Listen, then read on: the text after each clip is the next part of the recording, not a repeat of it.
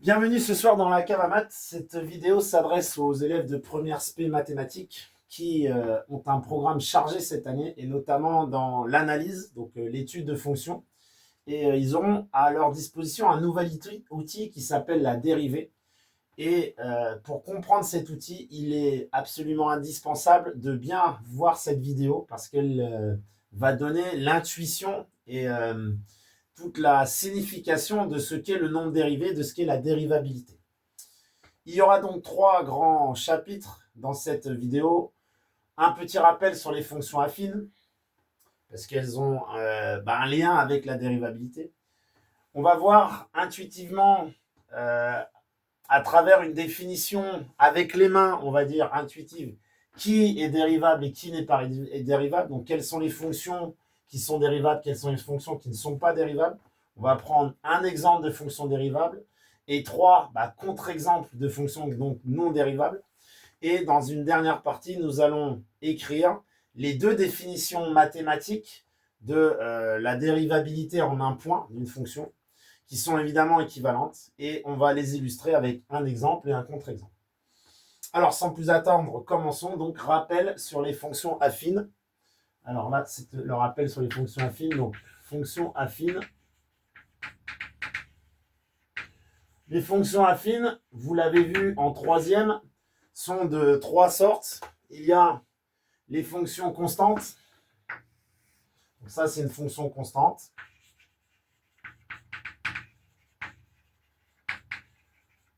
Voici une fonction linéaire. Bon, en voici une autre. Donc la fonction linéaire passe par l'origine du repère. Et une fonction qui est simplement affine. Elle n'est ni constante ni linéaire. En voici une autre. Voici une fonction simplement affine. Donc elle n'a rien de particulier. Alors, qu'est-ce que ces fonctions ont en commun? Bien, leurs graphes déjà sont des droites. Et vous savez que vous avez vu en troisième que l'équation d'une droite, donc c'est y égale ax plus b, avec a le coefficient directeur. Donc ça, c'est le coefficient directeur. Et b, c'est l'ordonnée à l'origine. Ordonnée à l'origine. Et donc, ces droites représentent des fonctions, à condition que cette droite ne soit pas une droite verticale. Et on verra, alors on va tout de suite dire pourquoi. Si jamais j'ai une droite verticale dans un repère orthonormé, ça ne peut pas être le graphe d'une fonction, parce que vous savez qu'une fonction, un antécédent n'a qu'une seule image. Admettons que la droite est pour abscisse A, eh bien ça veut dire que le point A, qui fait partie des antécédents, aurait une infinité d'images. Donc celle-ci, celle-ci, celle-ci, celle-ci, celle-ci. Donc ça, ceci n'est pas le graphe d'une fonction affine. Et ça va avoir son importance par la suite, dans la définition de la dérivabilité.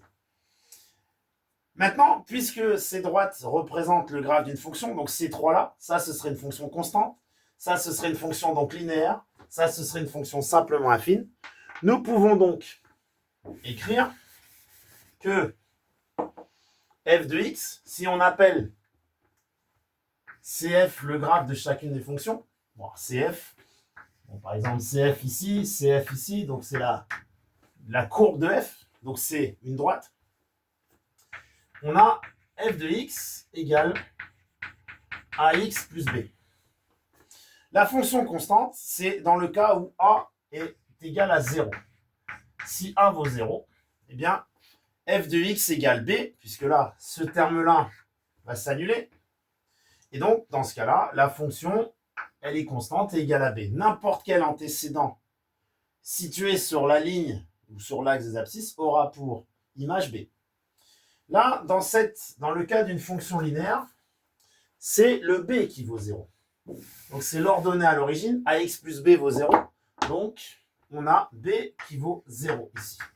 Et donc c'est une fonction qui passe, dont le graphe passe par l'origine du repère.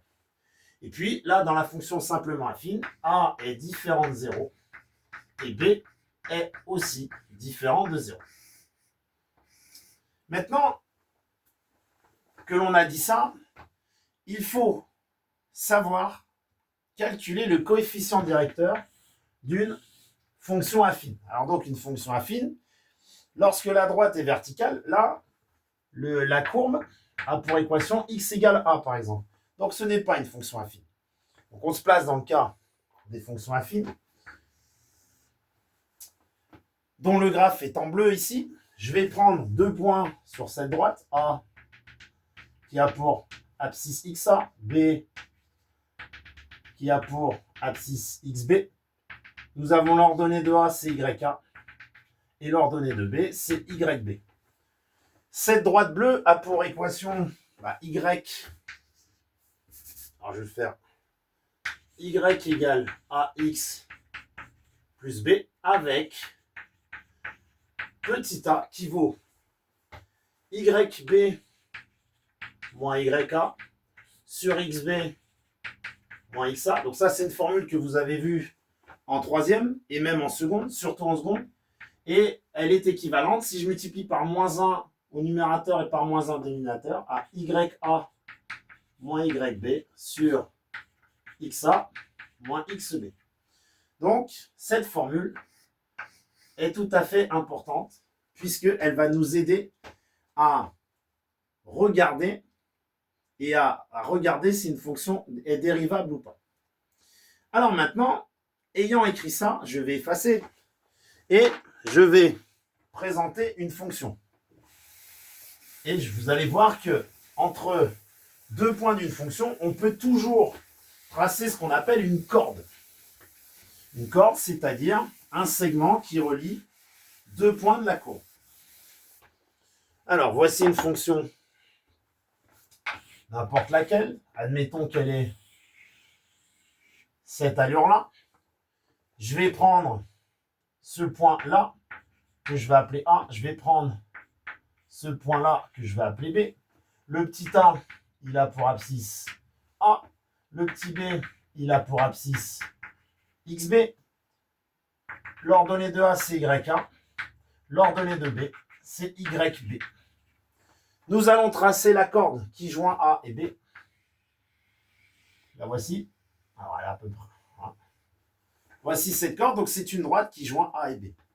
Eh bien, c'est une fonction affine, puisque la droite orange, là, c'est le graphe d'une fonction affine. Et on peut dire que le coefficient directeur de cette droite orange, c'est petit a égale YB moins YA sur XB moins XA. Mais c'est aussi un ratio de 2 nombres qui vont s'exprimer différemment que YB moins YA, puisque le point B fait partie du graphe de C. Alors ça, c'est la fonction, c'est la courbe. La fonction que j'ai dessinée en blanc, c'est la courbe de F. Là, le YB, c'est F de XB. Le YA, c'est F de XA. Et en dessous, on a XB moins XA. Eh bien, ceci va nous aider avec les mains, avec l'intuition, à nous montrer si une fonction est dérivable ou pas. Alors, grand 2. Dérivable, pas dérivable.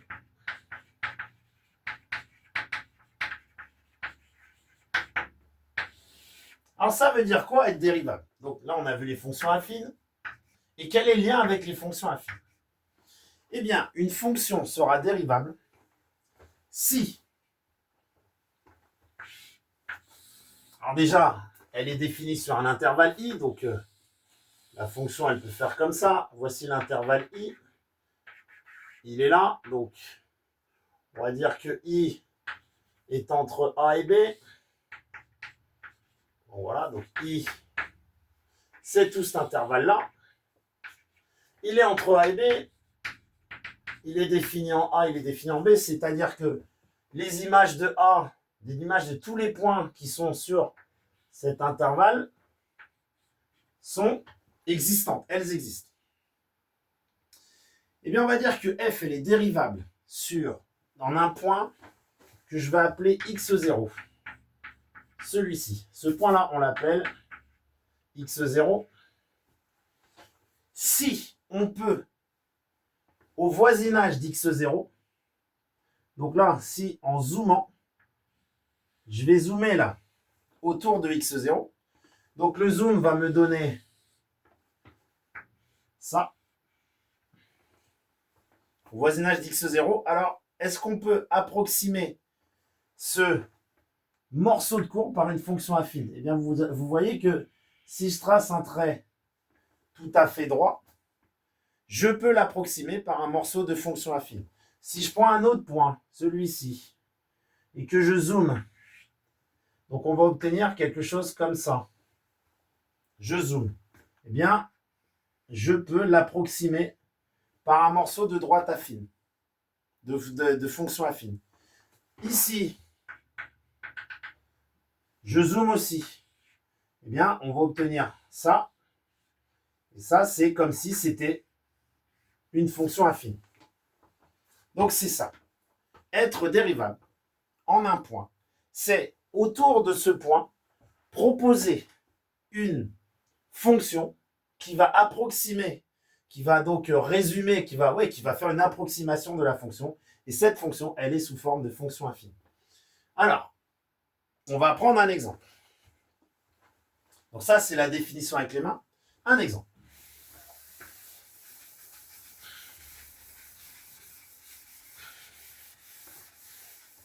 Alors l'exemple bien connu, c'est la fonction carré. La fonction carré. Voici la fonction carré. Donc, un exemple de fonction dérivable sur tout R. Donc, je prends la fonction au carré, x au carré. Elle a cette allure-là. Eh bien, pour n'importe quel point du graphe, ici, pour n'importe quel point de la fonction, donc je vais l'appeler x0, ou à plus long, je vais l'appeler x0. Eh bien, je vais pouvoir, au voisinage d'x0, tracer ce qu'on appelle une tangente. Qui, si je zoome vraiment autour d'x0, là, si je zoome, je mets une loupe ici, eh bien, vous voyez que la tangente, là, la courbe, elle va avoir très peu de courbure, elle va être un peu comme ceci. Et la tangente, elle va parfaitement, presque parfaitement, épouser la courbe blanche. Et bien, c'est ça, être dérivable, sur tout R. Parce que ce procédé, il va être possible sur tous les points de la courbe. Alors, on ne comprendra mieux cette définition que lorsque on verra des contre-exemples. Alors, voici un contre-exemple. Je vais prendre la valeur absolue. Donc, la fonction valeur absolue qui a ce graphe-là. La fonction valeur absolue, elle a ce graphe-là. Je rappelle que valeur absolue de x, c'est égal à x si x est supérieur à 0. Et c'est égal à moins x si x est strictement inférieur à 0. On peut mettre aussi inférieur ou égal. Bon. Eh bien, il va y avoir un problème de dérivabilité en 0. Parce que au point 0, si je me décale un petit peu à droite, la fonction, elle part comme ceci. Elle a une pente de tangente qui est positive. Et si je me place immédiatement à gauche de 0, elle a une pente de tangente qui est négative. Et donc, on ne sait pas, au point 0, comment approximer par une fonction affine la fonction valeur absolue. Donc là, dans ce cas-là, on dira que la fonction valeur absolue n'est pas dérivable en 0. Parce qu'on ne sait pas exactement au point si on doit mettre la tangente horizontale ou un petit peu en biais ou un petit peu comme ceci. On ne sait pas, quelle fonction choisir. Donc, elle n'est pas dérivable en 0. Autre exemple, la fonction racine carrée. La fonction racine carrée a cette allure-là. Là, c'est racine de x. Eh bien, en 0, la fonction racine carrée, si on trace la pente, elle est verticale. Donc, évidemment, on peut dire, on peut tracer juste en 0 la pente. Elle est verticale. Oui, mais on vient de dire qu'une fonction dont le graphe était une droite verticale, ce n'était pas une fonction. Et donc, ça, c'est le graphe d'équation x égale 0. Ce n'est pas le graphe d'une fonction affine. Donc, on ne peut pas approximer au voisinage de 0 la fonction racine carrée par une fonction affine. Donc, on en conclut que x qui associe racine de x n'est pas dérivable en 0.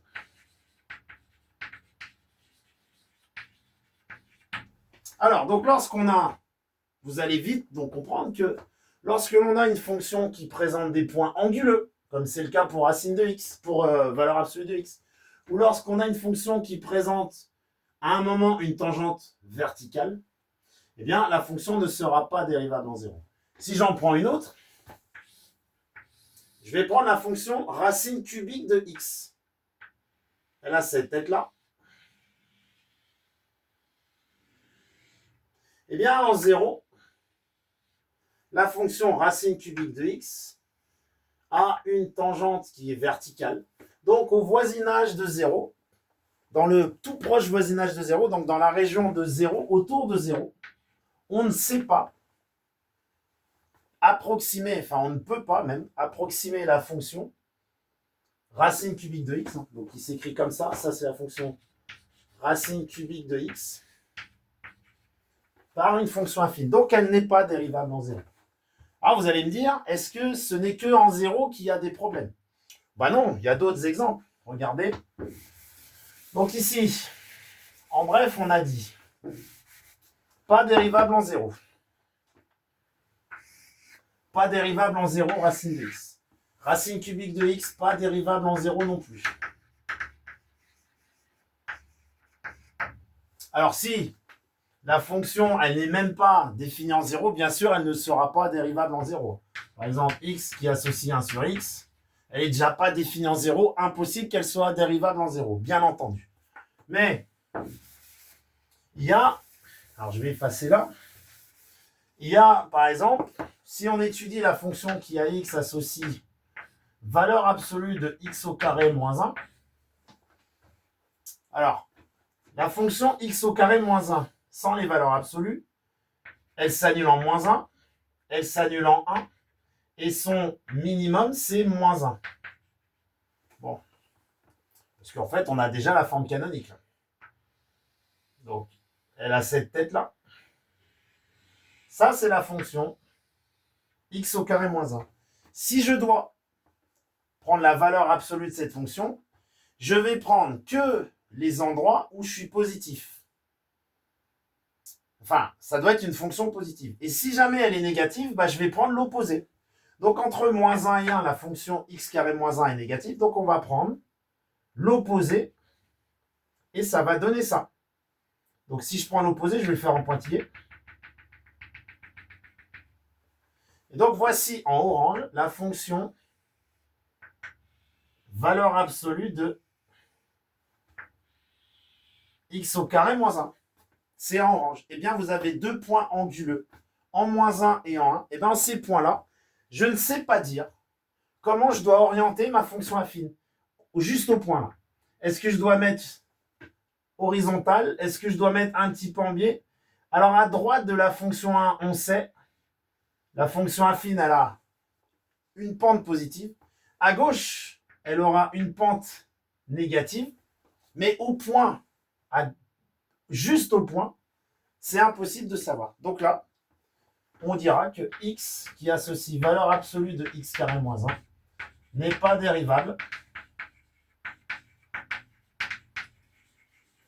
ni à gauche, alors ni en -1, ni en 1. Car en ces points, en ces abscisses, il est impossible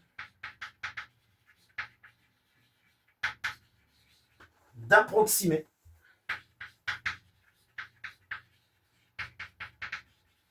la fonction par une fonction affine. Donc, ça, c'est la moralité et la conclusion de dérivable, pas dérivable. Une fonction est dérivable si, en un point, si au voisinage de ce point ou autour de ce point, on arrive à définir clairement une fonction affine pour approximer le comportement de la fonction. Si tel n'est pas le cas, elle n'est pas dérivable. Alors, donc nous avons vu la définition intuitive. Nous avons vu avant les fonctions affines. Maintenant, voyons les deux définitions mathématiques de cette fonction dérivable.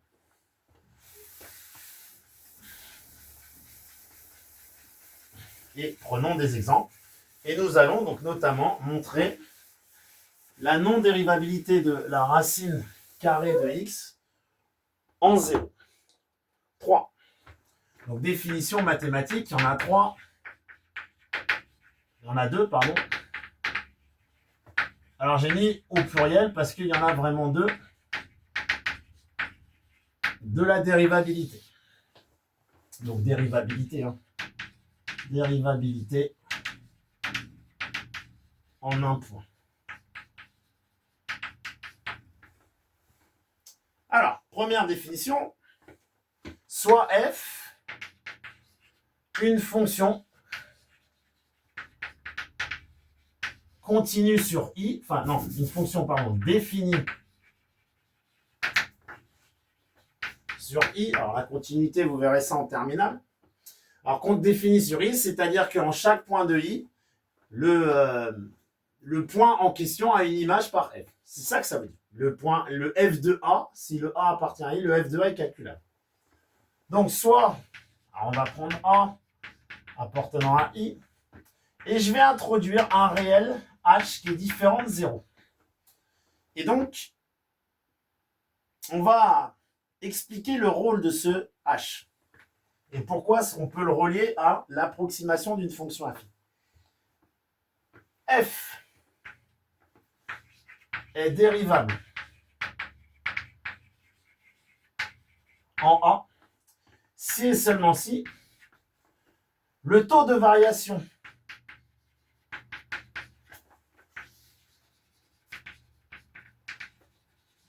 entre A et A plus H admet une limite finie, c'est-à-dire non infinie, et clairement déterminée, qui soit un réel connu, admet une limite finie lorsque H tend vers 0.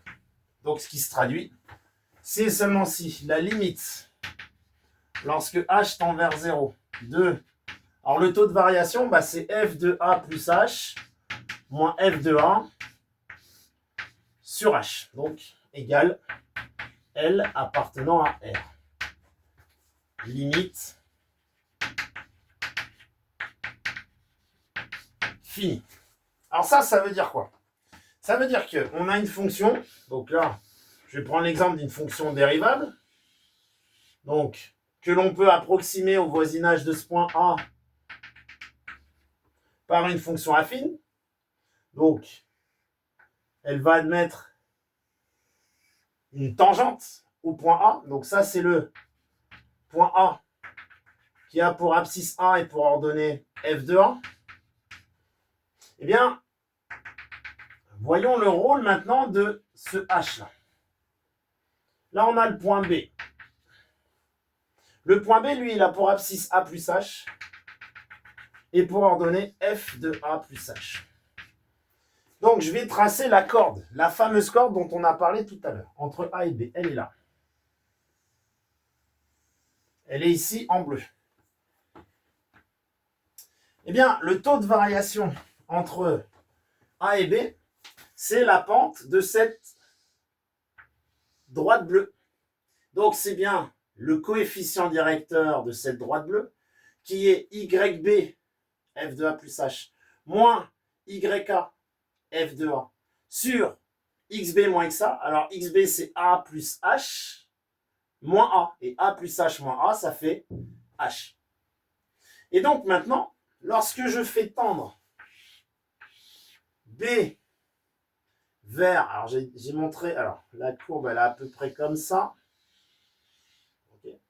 Je vais faire, alors le B au départ, il était là. Et le point A, il est toujours là. Lui, il est fixe. Il a sa tangente, qui est comme ça.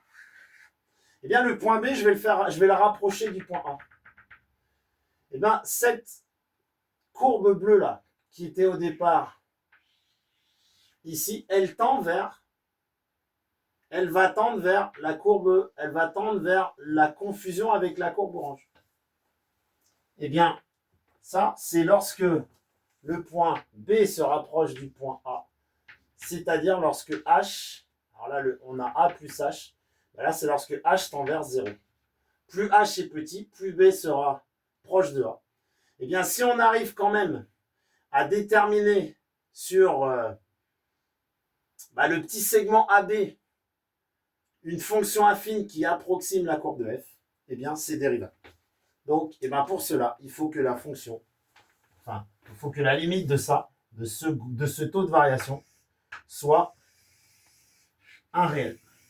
Donc ça, c'est la limite du taux de variation. Alors, le taux de variation, donc c'est bien ça. Le taux de variation, c'est cette valeur-là. Ça, c'est le taux de variation.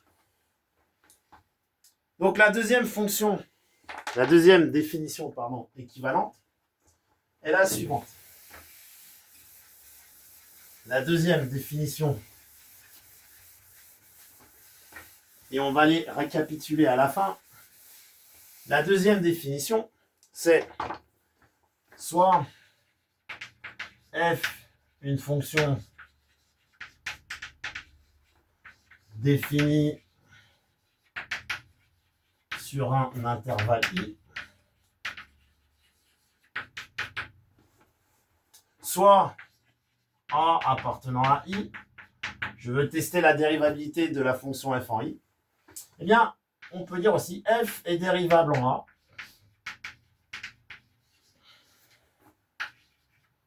a, si et seulement si la limite lorsque x tend vers a de f de x moins f de a sur x moins a est finie. Est une limite finie. Donc ça, c'est tout à fait équivalent. On peut le voir aussi comme ceci. Alors ça, c'est un peu plus dur pour vous parce que il va falloir étudier la notion de limite que vous ne verrez que l'année prochaine. En tout cas, voici la deuxième définition de la dérivabilité. Je rappelle la première et nous allons interpréter. Donc c'est équivaut à limite lorsque h tend vers 0 de f de a plus h moins f de a sur h. Donc c'est la limite du taux de variation qui doit être fini, c'est-à-dire un réel qui appartient à R. Donc ça ne doit être ni moins l'infini ni plus l'infini. Et bien dans ce cas,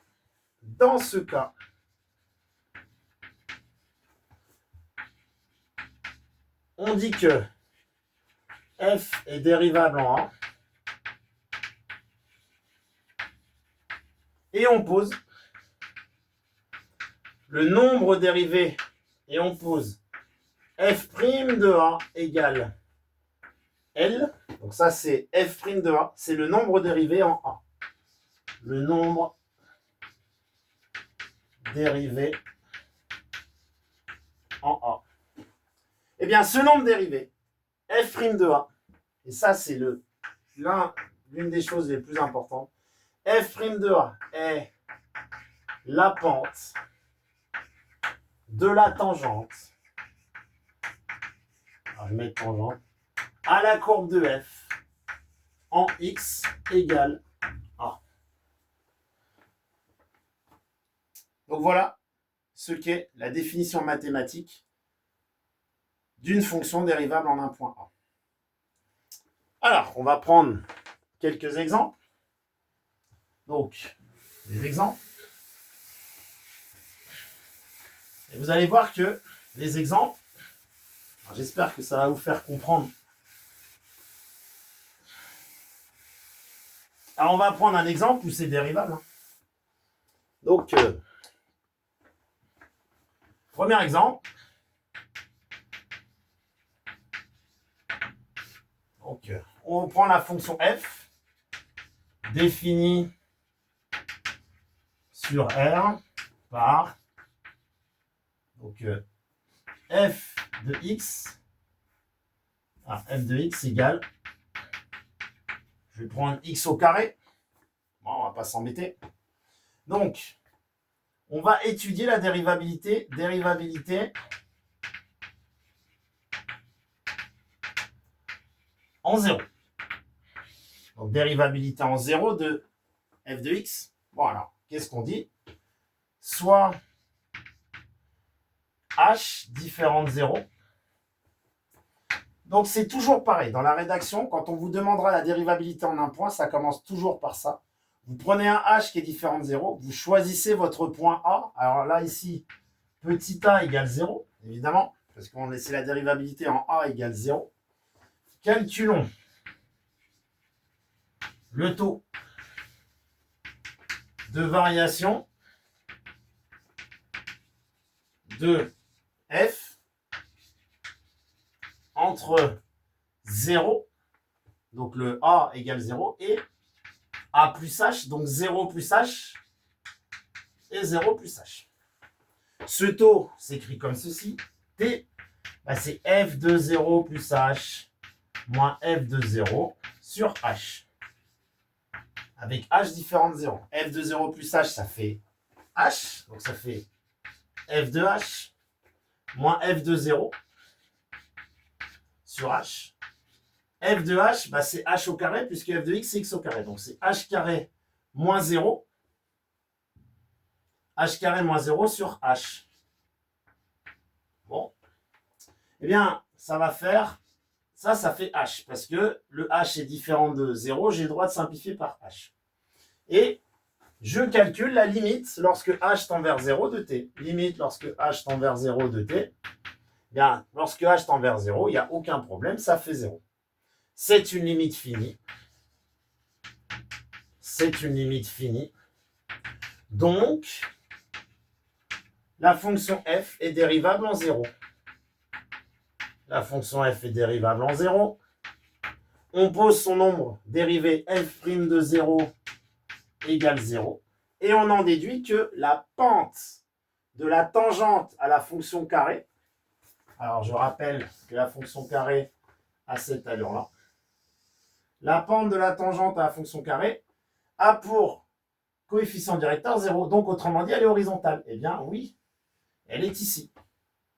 Donc, c'est bien dérivable en 0. Et on écrit la pente de la tangente, alors je mets TGTE, en x égale 0 à la courbe de f est égale à 0. Ok, donc ça, on a pris dérivabilité en 0. Prenons un autre point quelconque. A, on va le prendre A, pas forcément égal à 0. Si je prends un point quelconque, je fais la même chose. Alors mettez pause, si vous voulez recalculer. Donc, je prends un point A complètement différent. Bon, il peut être égal à 0 s'il veut, mais en tout cas un point A général, quelconque. Je garde la même fonction. Je recommence. Soit H un réel différent de 0, donc celui que je vais faire tendre vers 0, soit A, un nombre fixé appartenant à R, donc fixé arbitrairement, donc il peut être partout. Calculons le taux TA, puisque on va étudier la dérivabilité en A, de variation. Calculons le taux TA de variation entre A et A plus H. Alors on y va. TA, on applique la formule, c'est F de A plus H moins F de A sur H. Donc F de A plus H moins F de A sur H. Le A plus H, l'image de A plus H par F, c'est A plus H carré. L'image de A par F, c'est A carré sur H. On développe avec l'identité remarquable. On obtient A carré plus 2AH plus H carré moins A carré. Ça nous donne sur H, A carré moins A carré se simplifie, il nous reste que 2AH plus H carré sur H. Donc ça, c'est le taux en 1. On peut le simplifier. Je vais mettre H en facteur au numérateur. H facteur de 2A plus H sur H. Ça se simplifie. Puisque le H est différent de 0, on a le droit de le simplifier. Et il nous reste 2A plus H. Ça, c'est le taux de variation autour. Enfin, c'est le taux de variation entre A et A plus H de la fonction f. Maintenant, si je fais tendre vers 0 le H, limite lorsque H tend vers 0 de taux de A, eh bien, il nous reste 2A. Donc, qu'est-ce qu'on vient de démontrer? On vient de démontrer que, puisque A est fixé arbitrairement, ça, c'est une limite finie.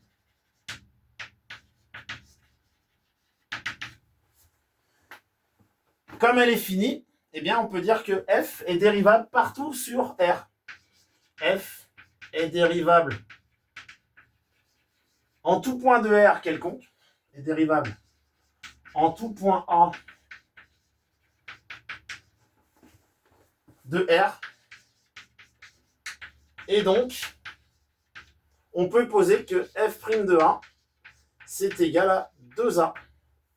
Et donc, la pente de la tangente au point, alors par exemple, si je le prends là, la pente de la tangente au point x égale A, la pente de cette tangente, elle a pour coefficient directeur, alors le petit mx plus p là, avec m qui vaut 2A. La pente de la tangente, la pente de la tangente à la courbe de f en x égale A est 2A. Donc, vous verrez que c'est toujours la même méthode. On choisit un h différent de 0. On fixe un a arbitrairement. Ou alors, on calcule le a qu'on nous donne. Si le a est défini, on doit calculer avec le a qui est donné. On fait le calcul du taux de variation et on voit si la limite est finie lorsque h tend vers 0. Et bien là, sur tout R, évidemment, la fonction x au carré est dérivable. Et on peut dire que pour tout x, donc f' de x, là, ça fait 2x. Et vous verrez que cette formule, vous la rencontrerez partout.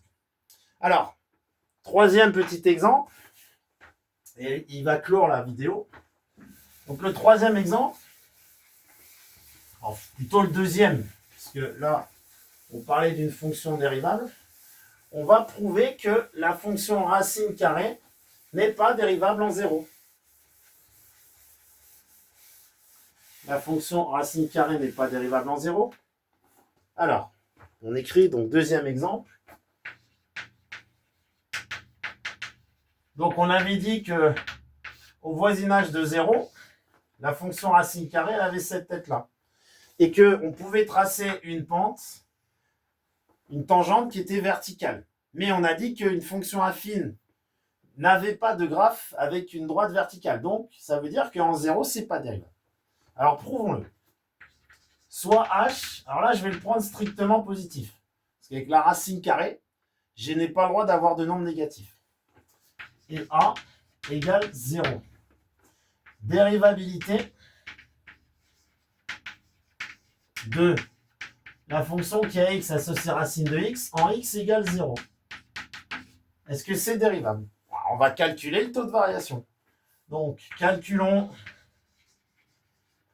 T0, le taux de variation entre 0 et 0 plus h.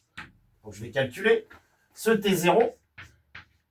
Alors, on va appeler cette fonction f. On dit que c'est f de x égale racine de x. Donc, on va calculer f de 0 plus h. Donc, ça fait f de h moins f de 0 sur h. F de h, ça fait racine de h.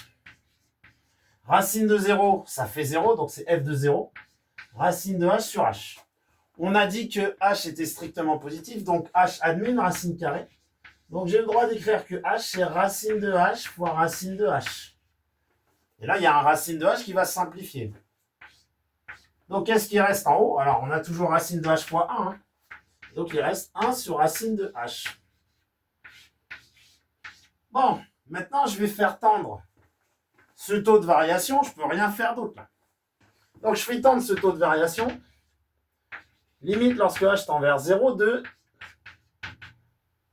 1 sur racine de h. Eh bien en fait, si je prends un nombre très petit, h qui tend vers 0, je peux prendre un nombre qui a par exemple 200 zéros après la virgule avant d'avoir un 1. Ce qui ferait 10 puissance moins 200.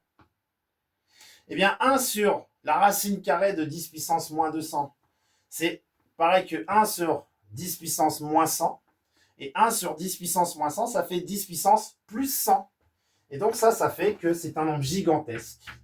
Et donc, il tend vers plus l'infini. Et ça, ceci n'est pas une limite finie. Alors là, le problème, c'est parce que h se retrouve au dénominateur.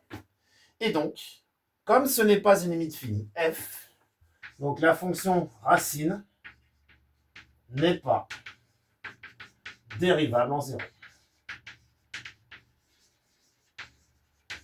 Donc voici pour la première vidéo qui vous a montré donc l'intuition de dérivabilité.